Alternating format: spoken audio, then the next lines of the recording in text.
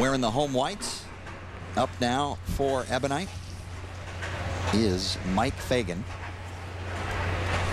Collegiate All-American at St. John's. Two-time winner out on tour now. 1 doubles, 1 singles. Brought it back from the outside. Strike for Fagan. Michael Fagan, I mean, this was all fun and games when we first started this competition. Is it starting to get a little more serious now? Randy, I just want to let you know, that is the voice of an angel in my ear, by the way. And, thank you, thank you. We're trying to keep it serious, but we're trying to keep it light at the same time. You know, we got to have fun, and the looseness and the loose shots will come. So. Well, that was a pretty good shot there. Thanks, Mike. Thanks. Back with the conclusion of this match. Both trying to get to that #2 seed. We'll see the conclusion when we return to Six Flags Great Adventure. Good switching to Peterson back at the Geico PBA Team Shootout. Storm and Ebonite battling to see who can still be alive for the 2nd seed as Team Storm trails by 2 up in the 8th frame. Brian Kretzer with a strike can take the lead for Storm. Push. Get lucky. High for Kretzer, 3-6.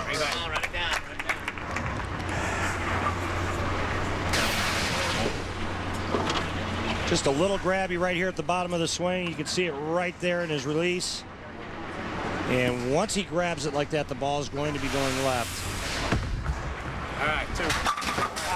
Kretzer credits his return to form by watching all tapes of him winning the 97 and 99 eliminators.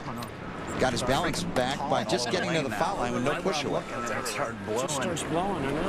That was my bad, though. That's not First title out on tour last year for Brian Kretzer. Set it up again.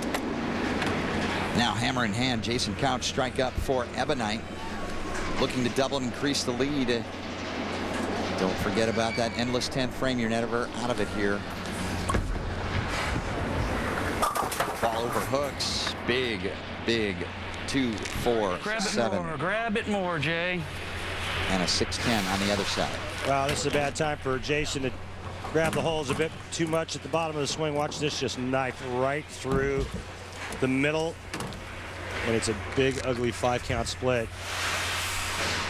They're working on a strike. If Jason can somehow slide the 2-pin over into the 6-10, no harm, no foul. They'll remain 2 pins ahead of Team Storm.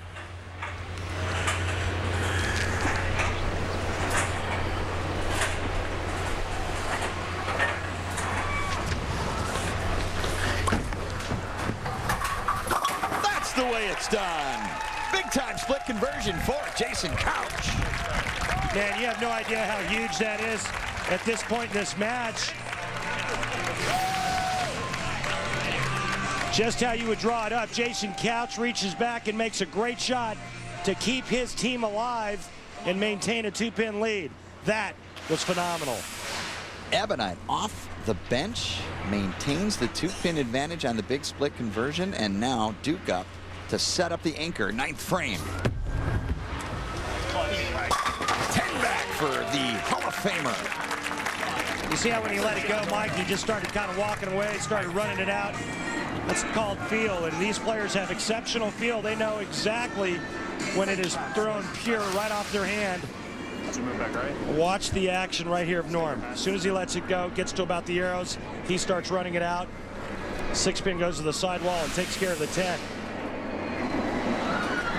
Now here comes the newlywed, Bill O'Neill. Married on 5/7/10. May 7th to you and me. Return volley, strike for O'Neill. 2-pin lead for Team Ebonite heading into the 10th frame. Remember, the endless 10th frame activated by a strike on the fill shot. The play then returns to the top of the order. This looks like it's going to come down to quite possibly who activates that endless 10th frame. Certainly the closest match we've had thus far. Belmo lets it fly, checks high, 3-6. Wow. Run down. Come on, run her down.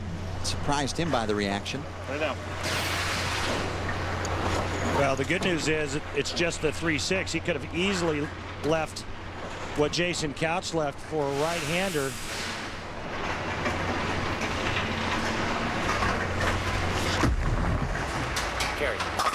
Spare for Belmo, and now a chance to activate the endless 10. Yeah, and Mike, I think their only chance to win this game is by Jason Belmonte striking on this next ball and extending the match. If he doesn't strike here, I think it's over. Barnes awaiting his opportunity in the 10th frame to close it out for Ebonite, but first Belmonte to close out a 204 and perhaps an endless 10th. Yes. Holy cow. That came back from the parking lot. Trip 2-8 to extend it. That's huge. Big shots being thrown here. This is very lucky. Jason Belmonte went high the last shot. He makes the adjustment, gets lucky, trips out the 2-8. I mean, there was 4 pins left on the deck there. Now it's up to Chris Barnes. So Storm still alive with an endless 10th, but first Chris Barnes working on a strike in the 9th. He needs to fill 19 to force the extended frame. Get there. Oh, that was a good shot. Come on, certainly getting elbowed. All right, spare, and then 9 would make Wes Malott get up for Team Storm in the endless 10th frame and have to throw 1 strike to win it. But remember, Chris Barnes still has a shot at the extended 10th frame if he spares here and strikes on the fill shot.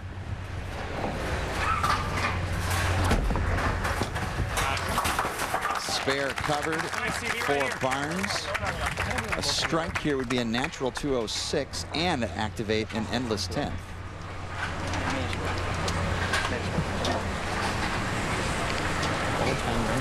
Ebonite needs Chris Barnes to get 8 or better to extend this match. In the event of a strike, Ebonite will also have an endless 10th and be able to answer Storm. Yeah, we haven't seen that yet, have we? Haven't Both seen a teams, back and back. Both teams had the endless 10th frame.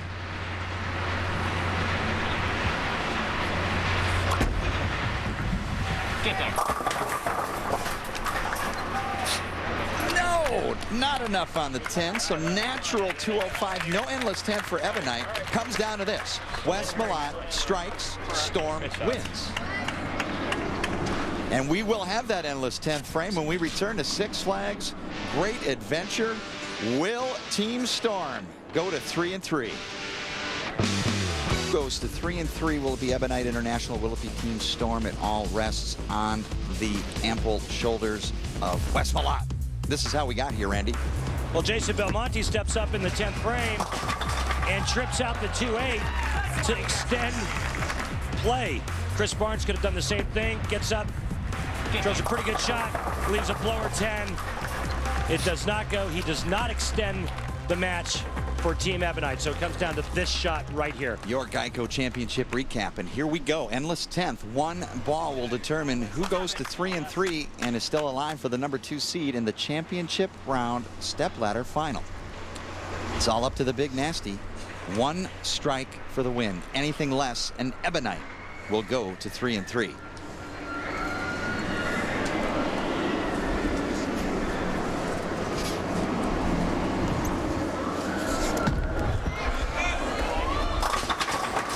No double wood, and Ebonite goes to 3-3.